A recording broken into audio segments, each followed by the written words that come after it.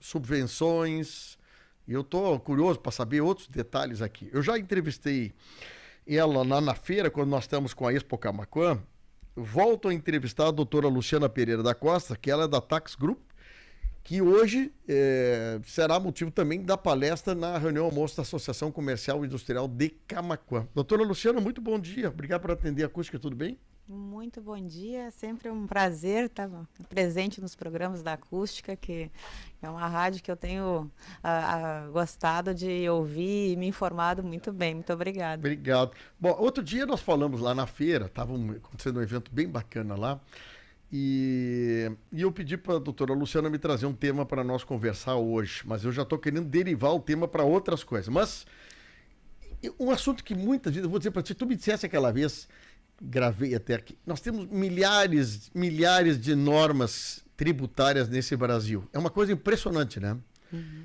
E essa quantidade de normas vão se alterando, vão se mudando.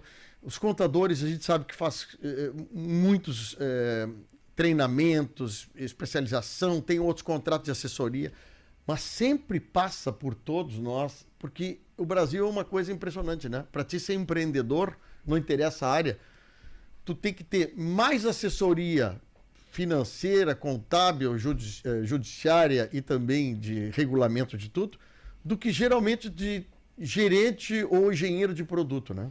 Ah, verdade. É impressionante. Empreender no nosso país é para poucos, né? Para poucos. Bom, e você está me trazendo um tema aqui que eu acho muito interessante, que são as subvenções. Sim. Que muitas vezes, independente de governo estadual ou federal, e geralmente em trocas de governo ou meio de governo, os governos pensam, olha, eu preciso promover uma cadeia de produtos, eu preciso promover um setor, eu preciso promover uma exportação de um produto, ou desenvolver um produto novo, e aí entra normas novas e entra subvenções. Eu primeiro queria te perguntar o seguinte, o que é uma subvenção? Bom, vamos começar explicando, né, Tá. o que é. É um benefício que o governo dá justamente para financiar setores que ele entende que merecem, vamos dizer assim, uma atenção especial. Então, ele quer estimular e promover, por exemplo, a cultura, a economia. Ele quer, na parte ambiental, ele quer fazer alguma ação que resolva ali e vai segmentar aquilo ali. Então, através de um benefício tributário, sim, né, deixando de tributar alguma coisa, algum produto, incentivando que haja investimento em algum determinado segmento, sim, aí ele faz com que aquele tenha mais liberdade, vamos dizer assim, deixando de tributar Sim, ele desonera, ou desonera diferente, ou parcialmente, né? Porque cada produto, né? Então, vamos exportar trigo. O Rio Grande do Sul precisa exportar trigo. Ou o Brasil precisa exportar trigo. Então, qual é o tamanho da cadeia do trigo? Tal. Então, vamos fazer subvenção. Subvenção pode ser diminuir tributo federal, daqui a pouco o Estado tributando menos, ou daqui a pouco fazendo o diferimento disso para não pagar na saída do produto, paga no consumo. Eu reduzo a base de cálculo ali daquele determinado produto, eu faço um diferimento, eu boto uma alíquota zero, enfim, eu crio algum incentivo. Até a embalagem, olha, zero IPI de embalagem de arroz. Vamos imaginar que nós aqui produzimos muito arroz, nós somos o campeão de exportar arroz aqui na nossa região. Então tu diminui e cria incentivos, são investimentos. É bom a gente diferenciar, são dois tipos de incentivos. Um que está buscando a expansão, o desenvolvimento, e o outro também que considera as despesas ordinárias, as despesas rotineiras, né? E ali ele age naquelas despesas, são subvenção de custeio, que seriam essas, ou a subvenção de investimento, que seria aquela que busca o desenvolvimento, projetos de expansão. Bom, a subvenção que nós falamos de estadual e federal. No estado, eu acho que assim, a que mais impacta na nossa cadeia de produção é o ICMS. E o ICMS também, os estados brigam entre si, de incentivo, essas coisas, que eu acho bom por um lado e ruim por outro. Mas vamos imaginar do Rio Grande do Sul, nosso estado aqui, né? Nós temos muitas vezes ações governamentais, eu digo a nível federal, que muitas vezes privilegia a importação de produtos em contrapartida à produção local, por exemplo, do arroz, vamos imaginar. Então, daqui a pouco, incentiva a importação de arroz do Paraguai e a indústria gaúcha entra com problema.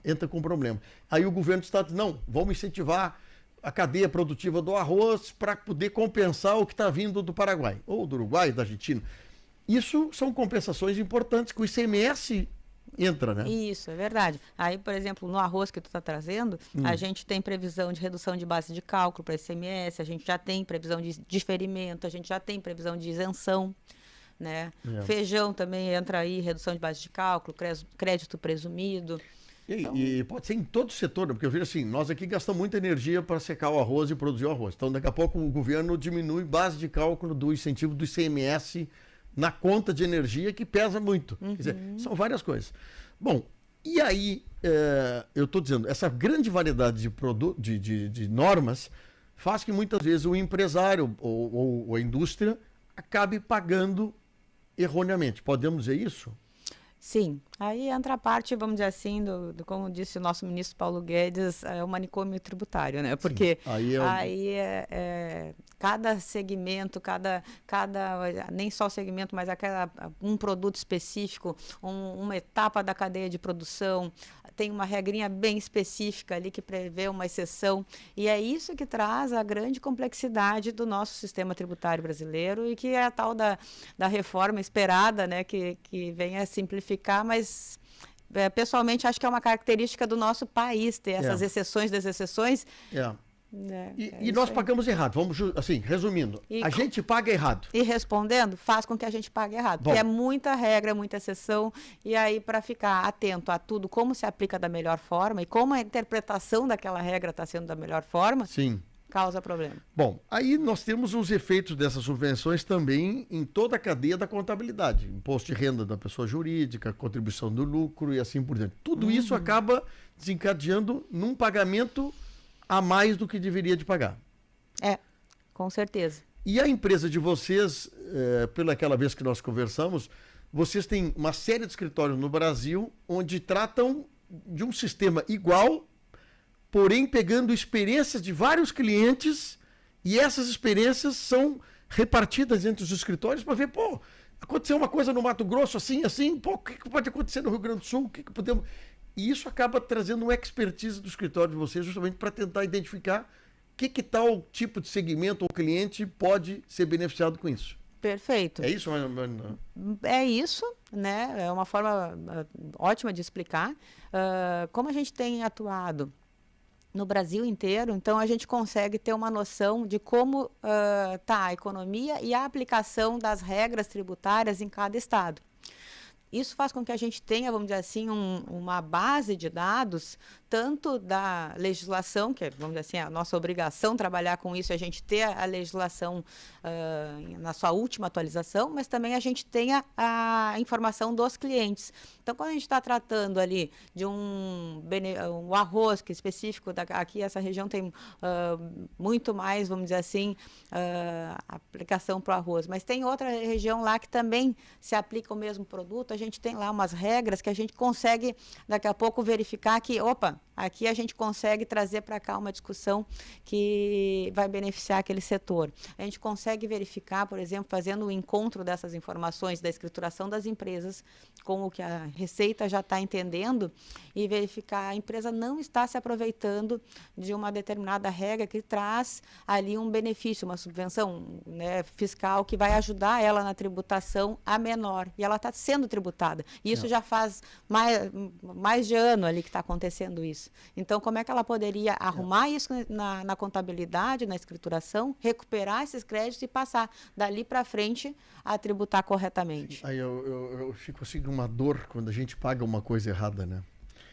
E nós falamos nesse segmento, por exemplo, de agronegócio, nós estamos falando assim, cada vez que vai vender um caminhão de arroz, por exemplo, um caminhão de gado, um caminhão de batata que seja, é um volume, um valor alto e o imposto, consequentemente, muito alto. Então, daqui a pouco tu faz um ano de pagamento errado. E isso, tu tem aquela lástima, né? Além de trabalhar tudo, eu estou pagando errado. Como recupero isso? Nesse teu exemplo, eu posso não estar sabendo que o transporte, daqui a pouco a forma como eu faço, o combustível que eu estou usando, a própria compra daquele caminhão, vários itens das etapas de produção, eu posso estar aproveitando eles de alguma forma na contabilidade que vão ter uma tributação de uma forma ou de outra. É isso que entra, vamos dizer assim, por isso o trabalho em conjunto, quando tu falou muito bem, para empreender hoje em dia, tu não basta só saber do teu ramo de negócios, tu precisa de uma equipe praticamente, o contador, o advogado, né, contigo junto, e o pessoal ali, tu vai formar uma equipe que daí tu vai trazer a estratégia do negócio. A tua margem de lucro, e vamos dizer assim, é o que tu precisa para manter o negócio sustentável, é muito, às vezes, apertada. E uma conversa como essa, tu pode estar melhorando a tua margem. Aqui a gente fez os cálculos, em torno de 8% a 12%. São benefícios que a gente consegue através de subvenções que talvez a empresa, a fazenda não está sabendo, o produtor não está sabendo, e podia estar esse percentual indo para a margem de lucro. Não, eu achei interessante esse esquema que vocês têm.